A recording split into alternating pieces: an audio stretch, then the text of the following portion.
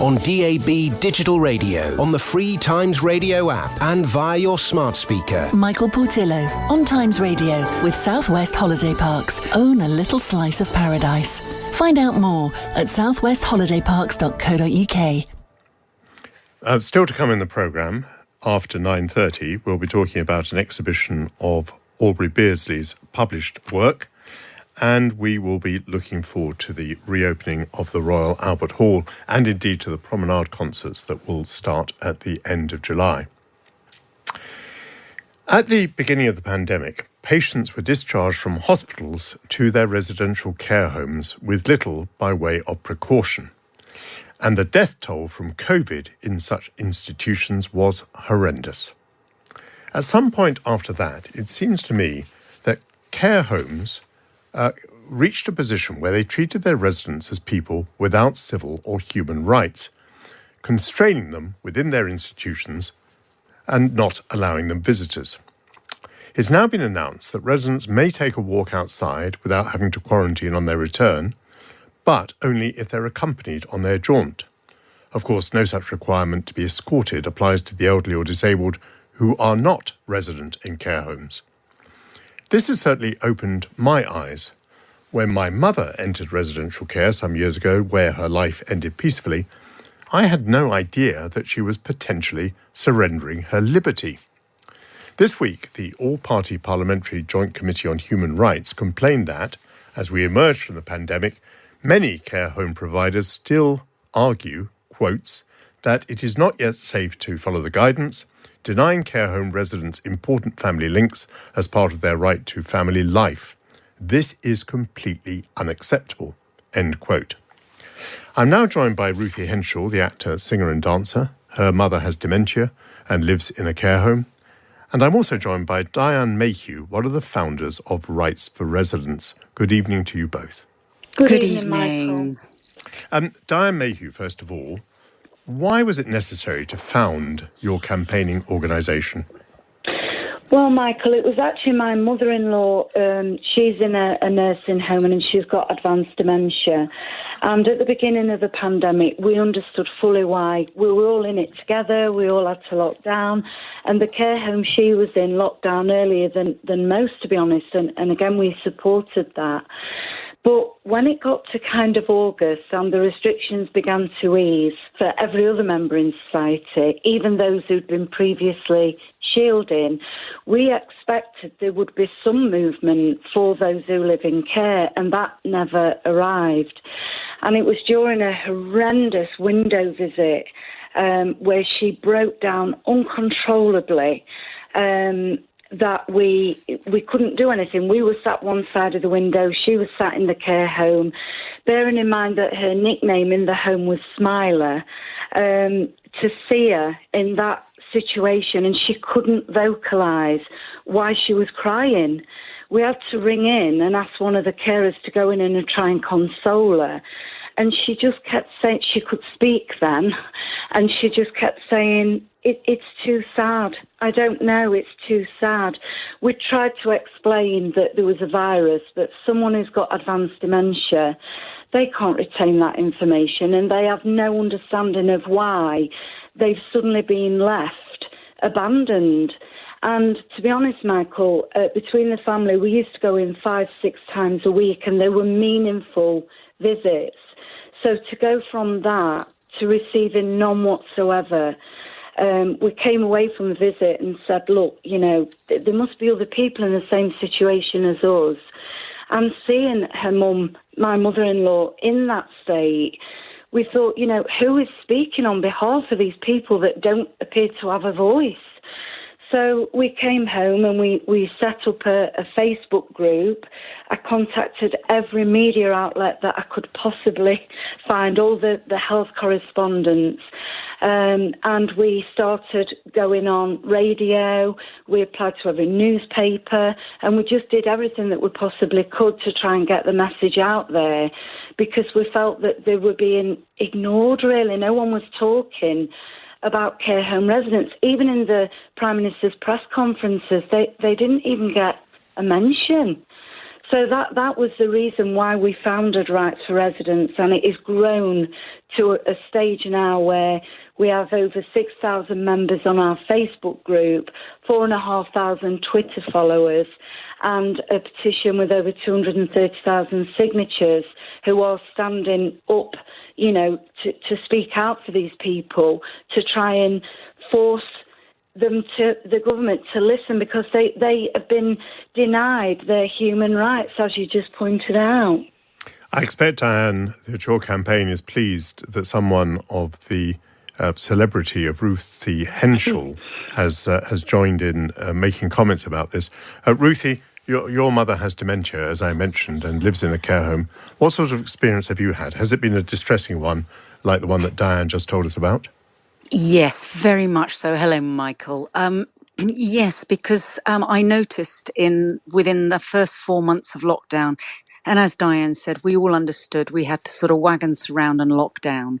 We had no vaccine and no lateral flow tests. So I wasn't actually at that point able to visit her at a window either, because her window was round the back of the home. And between those 4 months of being in her room on her own with no contact apart from the odd carer coming in and out, she went from walking and talking to not walking, not talking, her food having to be mushed up and her drinks having to be thickened. And then they moved her to a different room, and I was able to see her through a window, and it was unbearable. I felt like I was just watching her die, because there was, I could see her, and I could see some days that she wasn't even out of bed, because she can't move herself now. She has to be hoisted everywhere, and the carers were. I don't know how they did it really, because everything comes into a care home, the entertainment, everything, the visitors, and normally everyone's in one room and they can kind of deal with everyone. There's an atmosphere that they were literally going from room to room to room, trying to figure out, whose needs were greatest. And, I have been absolutely devastated watching my mother go downhill, and it's why I joined Rights for Residents campaign, because I was so shocked by the lack of attention that was being given to people in care homes, and the fact that we couldn't even. We were being told, well, you can telephone or you can FaceTime. My mother doesn't know what FaceTime is. She doesn't understand that. She can't communicate either. And if you put the phone to her ear, she doesn't know what's going on. And so I was just beside myself, because we lost my father last year, and I had a whole conversation with her, chatting away about, it was a long time coming, wasn't it, sweetheart? She was saying, and big, huge conversation. And a few weeks later, that she couldn't even say a word. And I understand there would be some decline, but not like that. But now we have the vaccine, the lateral flow tests, PPE, the fact that people are still not being allowed in to see their loved ones. And do jump in, Michael, if you want to shut me up. But I got in to see my mum through because the government guidance stated that I could be an essential caregiver. That is how I'm able to see my mother. Is I have a caregiver status, the essential caregiver. But the big problem with that in most instances is that very few of the homes are allowing this, number one. And number two, I've got two sisters, and they are allowed to visit with the lateral flow test and everything, but they get a half-hour visit every 3 weeks, it seems to be, because they're allowing one visitor in the morning, one visitor in the afternoon, and that's for the whole home. That's not for my mother. So you've got everybody's loved ones trying to get in to see their loved one for a half hour, meaningless visit, and sometimes even behind a screen still. Ruthie, I'm going to come in at that point just to ask you both to stay with us as we take a trail, and after the trail we're going to introduce a third person to the discussion. This is Michael Portillo on Times Radio with Southwest Holiday Parks. Discover your dream home from home at southwestholidayparks.co.uk. Kate Borsay, tonight from 10 on Times Radio. We'll have the latest across the election results in England, Wales and Scotland. We'll find out how it feels for elderly care home residents to be let out after 14 months indoors. That first car ride, a meal outdoors. But it's not the same for everyone. So now the government guidance has changed on visitation. Why aren't all care homes following suit? Journalist and co-author of the best-selling Slay in Your Lane, Yomi Adegoke, will be our midnight guest talking culture, politics and race. And as always, you'll get the best of the front pages. Kate Borsay, tonight from 10 on Times Radio. Michael Portillo on Times Radio with Southwest Holiday Parks. From state-of-the-art gyms to sparkling swimming pools, enjoy unlimited access to a whole host of luxurious on-site amenities all year round. Find out more at southwestholidayparks.co.uk. I'm talking about the rights of care home residents with Ruthie Henshall, the actor, singer and dancer, and with Diane Mayhew, who is one of the founders of Rights for Residents. And I'm now going to welcome to the discussion Libby Purvis, the journalist and broadcaster. Hello, Libby. Hello. May I ask you, what do you make of the sort of ethical question that arises, the balance between securing a long life and, on the other hand, quality of life? How can we possibly seek to balance those two? I think it's something we have to do, and I think it's immense. I just would like to say briefly hello to Ruthie, because I am pretty certain that her mother, Gloria, was actually my children's drama teacher. That's right, isn't it, Ruthie? Yes, she probably was. Yeah, yes. No, she was great. And this sort of, it brings us right back to this subject, because we have to keep absolutely in mind that elderly people with dementia in care homes are not just elderly people in dementia with care homes. They are people who have individual characters, individual needs, individual loves and relatives.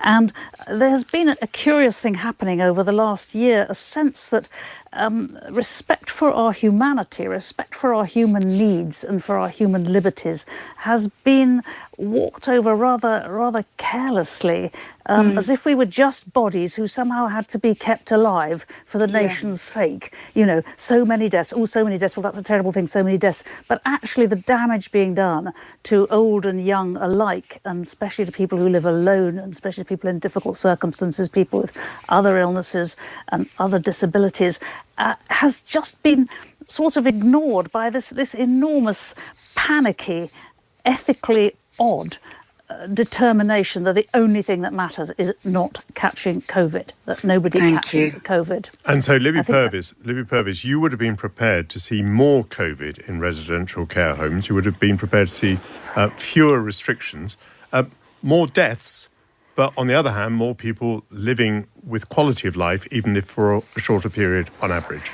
Well, I certainly wouldn't have sent them home from hospital without checking them, that was the enormous error at the beginning. No, I mean, of course you don't want people to get this really nasty virus at the time when they're most vulnerable. But now, I think there had to be a certain amount of restriction. Quite a lot of that restriction could actually have been advisory. I think people do take advice over the safety of elderly people, in fact, the safety of each other. I think a great many of the restrictions we've had this year could have been advisory, and instead they've been made legal. And then when something is made legal, it becomes stiffened. It becomes, the care homes have now almost become prisons. They've almost become, there is simply no real liberty about it. And yes, for quite a lot of old people, it would have been better to have taken a tiny bit of extra risk. And, you can minimise the risk. There are ways of minimising the risk, rather than this absolute foot down, nobody must go out, nobody must be seen thing, which I think was immensely cruel. It was just one of the many cruelties which, with the best of intentions, I'm prepared to believe, have been inflicted on us this year. And we need to look at all these things, all the regulations, the whole way through, not just care homes, but right down to, to the most basic thing like, why can I not even now allow somebody to step inside my house for a cup of coffee when I'm all on my own and sit at the far end of the kitchen table? That's still technically illegal. You've got to look at all these things and say, if there's another pandemic, what are we going to do? Yeah. What are governmental rights? And should it not go rather more often through Parliament? I mean, Parliament seems to have had very little to do with any of this. And a lot of these new laws and adjustments to laws have been done very, very fast in a panic. And I'm not wanting to cast a lot of blame. I'm just saying if this ever happens again, and it will, let's get some kind of ground rules as to what should ethically and practically be done to keep people as safe as possible without denying so much of their basic liberty. Libby Purvis, a good list, no doubt. Diane Mayhew, your organisation is called Rights for Residents. I'm slightly surprised it's not called Human Rights for Residents. Yeah. I just wonder whether you have looked into the human rights issues. I mean, we all know that when it comes to wishing to extradite someone from this country, it will be claimed by the person's lawyers that they have a right to a family life. So we know that we have a right to a family life. Have you looked into whether the right to a family life applies to residents of care homes? Well, to be honest, Michael, yes, we have. And the Joint Committee of Human Rights actually invited Jenny Morrison, my partner and co-founder of Rights for Residents, to give evidence to the committee, to talk about our own experiences and relate stories of our members. And we've been pushing for this because of their human rights being trampled all over. And I know you said earlier about, do we take more risks and have more deaths? But I just want to put to you that there have been 130,000 deaths in care home residents 130,000 care home residents have died throughout the pandemic, and that's from the CQC reports, out of which 30,000 died with COVID. So whether they died with COVID or the other 100,000 deaths that have been reported, all of those have died with no meaningful contact with their family. And that is just not acceptable. Every other member of society now are being given more freedom, and yet we are still incarcerating people just because they live in care.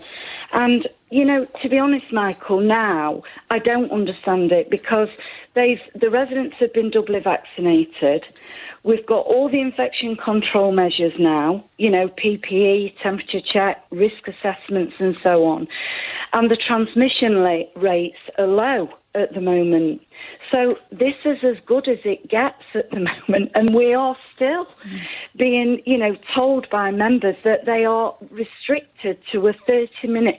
I spoke to a lady last week, and she's been married for 46 years, and she cared for her husband for 8 of those. And when it got to the stage where she couldn't meet his needs any longer, she had no choice but to put him in a care home. And now she can only see him 20 minutes behind a screen. I mean, what is going on? Yeah. It's her husband, for goodness sake. We cannot do this to people. It's causing so many mental health issues to the residents, to the relatives, and there is no need for it because we've said all along, throughout the pandemic, there's not really been a balance of risk. It's just been COVID. Yep. But what about, we keep hearing that they're protecting the most vulnerable people and they can't, allow COVID to get back into care homes. But what are they doing to protect the people who are dying of loneliness and isolation and giving up the will to live because there is absolutely nothing worth living for? We've heard of people refusing to eat and drink, actually telling the families, the ones who have got capacity, they'd rather die. Another example, a lady went in, her mother passed away, and she went in to collect her belongings, and she found her mother's diary. And she read it, and one of the entries was, and this broke my heart, her mother had written that she was hanging on in hope that she'd be able to hug her daughter again. And she never got that hug. And it's too late for her now. And it's too late for another 130,000 that have already lost their lives. And that's why Rights for Residents are asking for the guidance to be made mandatory, because at the moment it's only advisory, and we're being told by too many care providers we don't have to follow it. It's just advisory. In fact, when Jenny gave evidence to the Human Rights Committee, Martin Green, the CEO of Care England, who presides over the larger care providers, actually said, I thought Harriet Harman was going to fall off a chair, he said the guidance is only advisory, it's something to aspire to. Well, when you've got someone in a care home dying in front of your eyes and they are, being held prisoner, I'm sorry, it's not acceptable. Sorry, Michael. Now, let me pick up that point with Ruthie Henshall. When your mother, Ruthie, entered the residential care home, and I expect you and she consulted at the time, did you or she have any idea that one of the consequences of entering a home would be that one day you could be effectively incarcerated? No, not in the slightest. And one of the sort of scary things that I found, I am her power of attorney over my mother. We did that with a lawyer a few years back, knowing that she had dementia, along with my father. And when I approached the home during all of this and said, look, I might want to take her out. They said, you only have power of attorney over her finances. You don't have power of attorney over her well-being. So I don't even have, I have no say in my mother whatsoever, and she's paying, every saving that she had and she squirreled away during her life has gone to her care home now. Ruthie, may I interrupt you a moment and just ask? Of course. Could you, had you known more and been perhaps better advised, could you also have had a power that would have enabled you to take her out of the home? Yes. You could have done, right. So is that a bit of advice that we need to give people, that they should have I believe so. I'm going to refer to Diane. It's just that I was told that if I had power of attorney over her well-being, that everything for her well-being would have been a lot easier. Yeah, that's true, actually, Michael and Ruthie, because most people do get the power of attorney for the financial side of things. Nobody could foresee this pandemic. None of us could have seen that. And so I think, you normally have the discussion with that family member while they've got capacity as to what apparently it's too late now. Yeah, it's too late now, because I went to a lawyer and she said, if your mother isn't in a mental state to be able to say, yes, I want you to look after me, then that's it. And so my father now having died, my mother is now in a home and nobody has power of well-being over her. And they very rarely grant it after the person can't say for themselves. Well, we're coming to the end, Diane. If I may just interrupt you and allow Libby Purvis perhaps the last word. Yes. Libby, yes. Libby, are you astonished that all this has happened? And do you really think there are things that we can do to make sure that we do it better if there's another time? Absolutely. We can start remembering that these are people, not social units, and not least that in care homes they are customers. They are not prisoners. They are customers, and that individuals, at every level of society, have got needs which are as important as basically preventing them from getting this one particular illness. But I think the shocking thing, which has been absolutely brilliantly spoken now, is that we have the vaccinations now, and we have all the systems, and we know how to prevent it. We know, for example, it doesn't last long on surfaces, all the rest of it. We know all this stuff, and still the care homes are just, trying to sort of cover their backs and at the expense of some of their inmates, and this is just absolutely not acceptable. Well, I must say I found this discussion very disturbing, and I thank you very much, all of you, for your heartfelt input. Thank you to Ruthie Henshall, Diane, thank you, Mayhew, Michael, and Libby Thank Purvis. you. Thank you all so much. Thank you so much. Bye-bye.